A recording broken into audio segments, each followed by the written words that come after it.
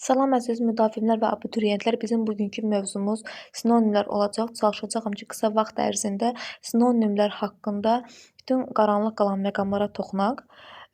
Gəlin başlayaq. Sinonimlər nədir? İlk sayacağım 3 bəndi yadda saxlamaq lazımdır. İlk olaraq sinonimlər deyilişi və yazılışı fərqli olan sözlərdir. Baxın, fərqli olan sözlər. İkincisi, mənası eynidir. Mənası eynidir. Üçüncüsü isə eyni nitq hissəsidir. Deməli, sinonimlər nədir? Deyiliş və yazılış fərqli olacaq. Məsələn, gözəl qız, qəşəng qız, amma mənası eyni olacaq. Gözəl də, qəşəng də eyni mənanı ifadə eləyir. Eyni nitq hissəsi olacaq. Gözəl qız necə qız, qəşəng qız necə qız. Gözəl danışmaq necə danışmaq, qəşəng danışmaq necə danışmaq. Daha sonra isə biz bəzən sinonimlərlə yaxın mənalı sözləri qarışdıra bilirik. Sinonimlər deyəndə beynimizə ilk olaraq deməli yaxın mənalı sözlər kimi gələ bilər, lakin bunlar tam fərqli bir şeylərdir. Sinonimlər deyiliş, yazılışı fərqli, mənası isə eyni olan sözlərdir. Yaxın mənalı sözlər isə deyiliş və yazılış fərqli, amma mənası da fərqli olan sözlərdir. Deməli, yaxın mənalı sözlər haqqında danışaq. Yaxın mənalı. Deməli, yaxın mənalı sözlərdə deyiliş, yazılış eynidir. Deyiliş, yazılış da eynidir. Eyni nitq hissəsidir. Amma məna fərqlidir. Məna fərqlidir. Məna fərqlidir. Deyəcək ki, necə məna fərqlidir? Misal, biz sinonim dedik ki, gözəl qız, qəşəng qız. İkisi də sinonimdir. Gözəl də, qəşəng də sinonimdir. Bir-birlərinin yerində işlənə bilərlər. Amma o yaxın mənalı sözlərdə isə mənalar fərqlidir. Məsələn, qohum, qardaş, dost, tanış, qapı, pəncərə, əl, ayaq, toyuq, cücə. Gördünüz, bu sözlərdə bir növ mənalar bir-birinə yaxındır. Yəni ki, toyuq, cücə deyəndə nə nəzərdə tuturuq? Hində yaşayan, həyətdə saxladığımız ev quşu mənasında. Və yaxud da ki, qapı, pəncərə deyəndə baxırsınız mənası yaxındır. Yəni ki, evə məxsus bir hissədir də. Dost, tanış, yəni ki, mənim tanıdığım insanlar, əl, ayaq, yəni mənim bədən üzvümdür. Mənalar yaxındır, amma məna eyni deyil və biz bu sözləri, məsələn, dost, tanış sözünü və yaxud da ki, əl, ayaq sözünü, qapı, pəncərə sözünü bir-birinin yerində əvəzləyə bilmərik. Məsələn, gözəl qız, qəşəng qız. Baxın, gözəl və qəşəng. Gözəl, qəşəng qız.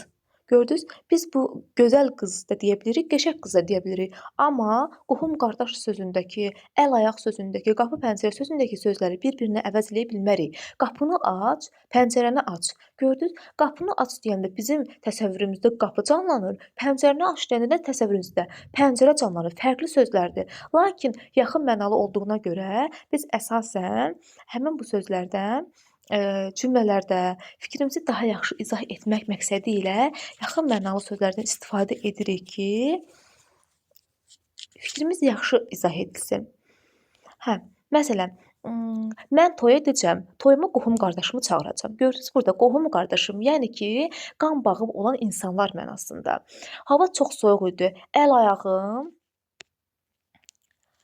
ayağım üşüdü. Gördünüz, yəni bir növ ki, yəni mənim bədən üzvlərim, əlim, ayağım üşüdü də, yəni. Sonra evə tez gedək, toyuq cücəyə dəm verim. Yəni ki, burada görürsünüz yaxın mənalıdır. Yəni ki, öz həyətimdə saxladığım ev quşlarına mən yem verim mənasında. Yaxın mənalı sözlərdir.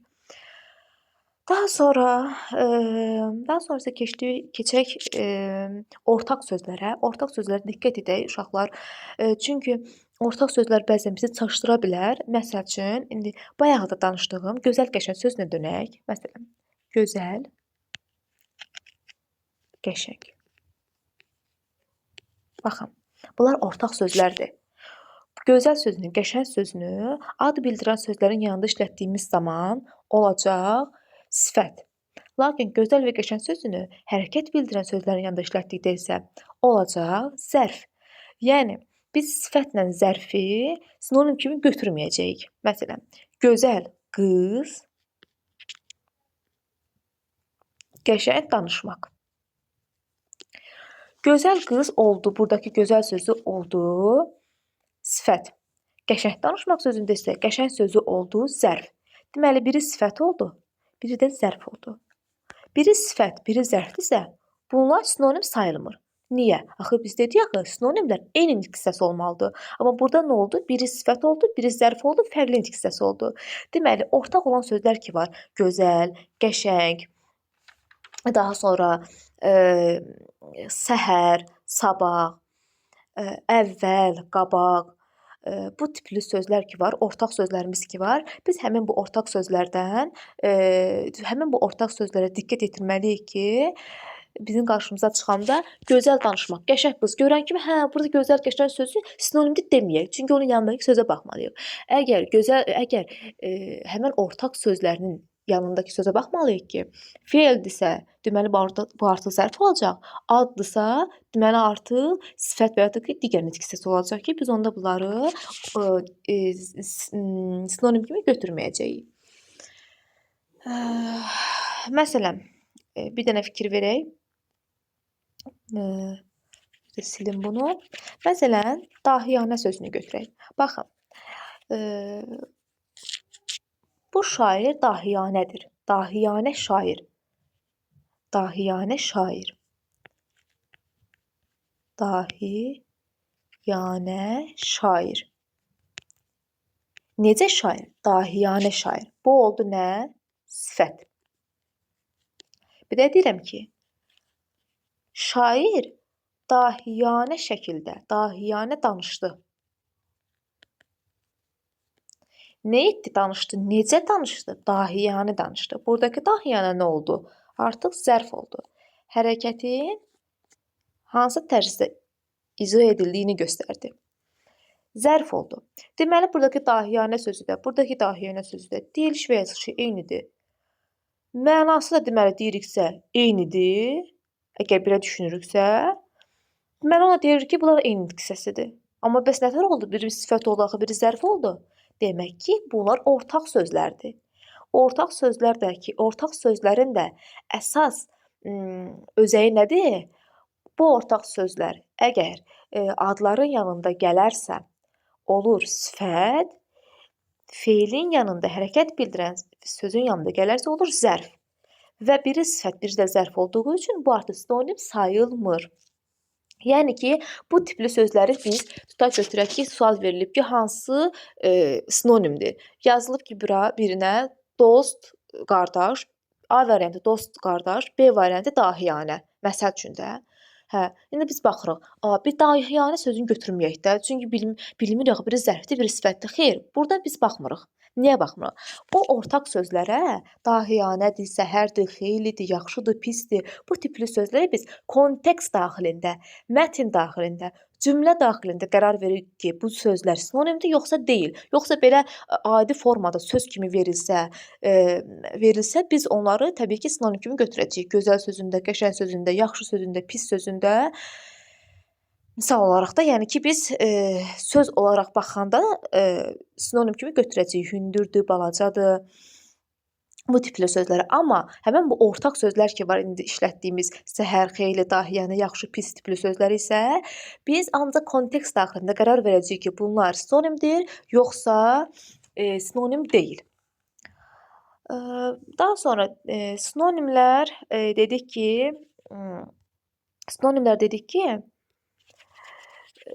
eyni nitq hissəsi olmalıdır və bu sinonimlərin kökləri fərqli olmalıdır. Sinonimlərin kökləri fərqli olmalıdır. Məsələn, hündür, uca. Hündürboy adam, ucaboy adam. Gördünüz? Hündür sözü də, uca sözü də sinonimdir. Deyiliş, yazılış fərqlidir. Eyni nitq hissəsidir. Lakin məzəli, baməzə. Aha, bu sözlər isə məzəli danışmaq, baməzə danışmaq. Görürüz, deyəcək ki, ikisi də zərfdir də, ikisi də nitq hissəsidir də, yazılış da fərqlidir. Yox amma. Nə üçün yox? Çünki bunların kökləri eynidir. Əgər köklər eynidirsə, biz bunlar sinonim olaraq götürmürük. Baxın, burada hündür sözü, uca sözü fərqli yazıldı, eyni nitq hissəsi oldu. Lakin kökləri də gördünüz, kökləri də fərqli oldu. Köklərində eynilik yoxdur. Amma məzəli sözündə, baməzə sözündə isə kök eyni olduğu üçün biz bunları sinonim götürmürük. Olmaz. Daha sonra keçək digər hissəyə. Sinonimlər nə vaxt sözlər sinonim olur? Baxın, əsas nitq hissəsi ilə əsas nitq hissəsi olanda bu sinonimdir.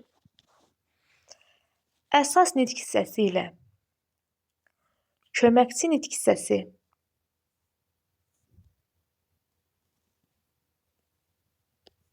olanda sinonim olmur. Köməkçi köməkçi nitq hissəsi də gələndə sinonim olur. Amma dediyim kimi fərqli odur ki, əsasla köməkçi nitq hissələri bir-biri ilə müqayisədə sinonim olmurlar. Deyəcək ki, necə yəni olmurlar? İndi də onu da göstərəcəyəm sizə. Məsələn, əsas nitq hissəsi ilə əsas nitq hissəsi.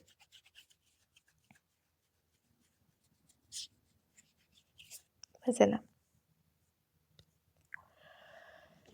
hündür boy, uca boy. Uca boy. Hündür boy, uca boy. Bu sözlərdə hündür sözü də, uca sözü də eyni nitq hissəsidir. Hündür boy, necə boy? Uca boy, necə boy? İkisi də sifətdir, ikisi də eyni nitq hissəsidir. Daha sonra köməkçi ilə köməkçini götürək.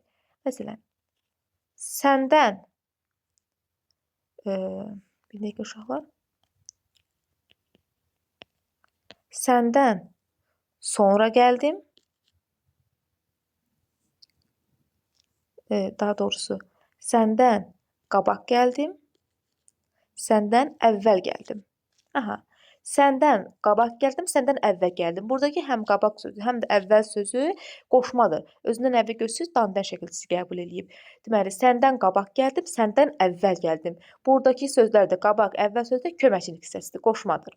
Deməli, daha sonra isə dedik ki, əsas nitq hissəsi olanda sinonim götürürük. Köməkçi nitq hissələri bir-birləri ilə qarşılıqlı şəkildə sinonim olur. Lakin köməkçi ilə əsas nitq hissəsi qarşılıqlı şəkildə sinonim ola bilmir. Məsələn, əvvəl mən gəlim. Əvvəl mən gəldim. Mən gəldim. Buradakı əvvəl sözü nə vaxt gəldim? Əvvəl zaman bildirən zərfdir. Əvvəl zərfdir. Bir də var, səndən əvvəl. Səndən əvvəl. Buradakı isə əvvəl. Bax, dandəndən sonra gəlib axı. Buradakı əvvəl isə qoşmadır. Deməli, buradakı əvvəl mən gəldim sözündəki əvvəl zərf oldu. Səndən əvvəl mən gəldimdəki əvvəl qoşma oldu. Əvvəl ikisi də oxşuyur. İkisinin də deyilişi və yazılışı eynidir. Amma nə olsun ki, bunlar nitq hissəsi olaraq fərqlidir axı. Və nitq hissəsi olaraq fərqli olub. Biri əsas nitq hissəsidir. Baxın, bu əsas nitq hissəsidir. Baxın bu. Bu isə köməkçi nitq hissəsidir. Demək, biri əsas, biri də köməkçi nitq hissəsi olanda biz bunları sinonim kimi götürə bilmirik. Çünki bunların biri əsas nitq hissəsidir və biri də ki, köməkçi nitq hissəsidir. Əsas nitq hissəsində köməkçi nitq hissəsi axı bir-birinin yerində əvəzləyə bilməz, bir-birinin yerində işlənə bilməz axı. Ona görə də köməkçi ilə əsas nitq hissəsini biz sinonim kimi götürmürük. Daha sonra deməli sinonimlər sadə və düzəltmə də ola bilər. Sadə də ola bilər, düzəltmə də ola bilər. Sadə sinonimlərə aiddir məsələn qoca, düzəltmə sinonimlərə aiddir yaşlı. Qoca adam, necə adam, yaşlı adam, necə adam. Deməli, qoca sözü sadədir, amma yaşlı sözü yaşdan, yaşlı düzəltmədir. Deməli, sinonimlər sadə də ola bilər, düzəltmə də ola bilər. Dedik ki, sinonim eyni nitq hissəsi olmalıdır. Eyni nitq hissəsi olmalıdır. Baxın, eyni. Biz bəzən qarışdırırıq. Cümlə verilir, cümlənin əsasında biz qarışdırırıq ki, bu görəsən, bunlar bir-birinin yerində işlənər də, 100% işlənər. Biz götürdük bunu sinonim. Amma bilmirik ki, bunlar nitq hissəsi olaraq fərqlidir. Məsələn, çal, meyvə, bir də Yetişməmiş meyvə. Çal meyvə, yetişməmiş meyvə. Aha, baxdıq. İkisi də yerində işlənirlər də. İkisində deyiş və yazır fərqlidir. Amma baxaq görə bunlar yeni diksiyasıdır. Xeyr. Çal sözü sifətdir. Çal necə? Yetişməmiş isə yetişməmiş sözü isə üzr istəyirəm, fe'li sifətdir. Fe'li sifətdir. Gördünüz fərqləri?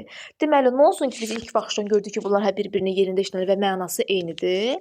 Amma nitq hissəsinə baxmaq lazımdır axı. Nitq hissəsinə baxdıq, gördük ki, xeyr, bunların mənası eyni olsa da nitq hissəsi olaraq biri sifətdir, biri fe'li sifətdir. Deməli, bunlar sinonim deyil.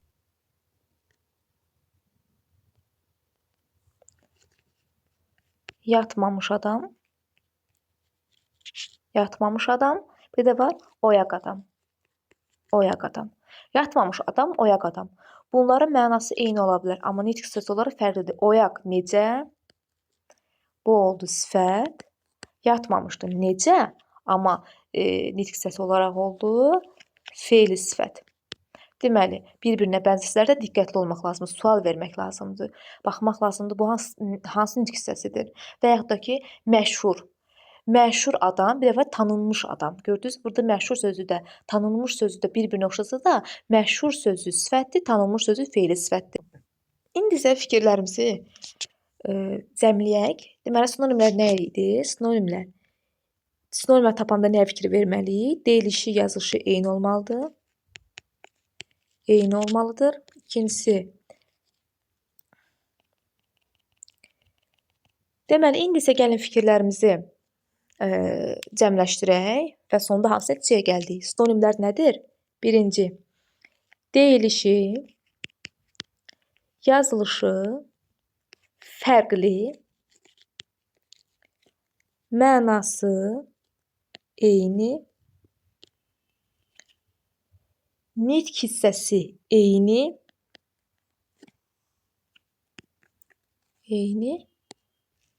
kökləri, baxın, bunu da qeyd edeyim. Kökləri fərqli. Həmçinin də cümlə daxilində kökləri fərqli olana baxın, bir də fikir verin. Yəni ki, kökləri fərqli hansı sözlər demişdik biz? Məzə, məzəli, baməzə sözlərində kökü məzə olduğu üçün biz onları sinonim götürmürük. Düzdür. Yazılış fərqlidir. Məna eyni olsa belə, eyni nitq hissəsi olsa belə kökü eynidir. Kökləri fərqli olmalıdır. Bir də ki, ortaq sözlərə fikir vermək lazımdır. Ortaq sözlərə, yəni deyirəm, ortaq sözlərə fikir vermək lazımdır. Gözəl qız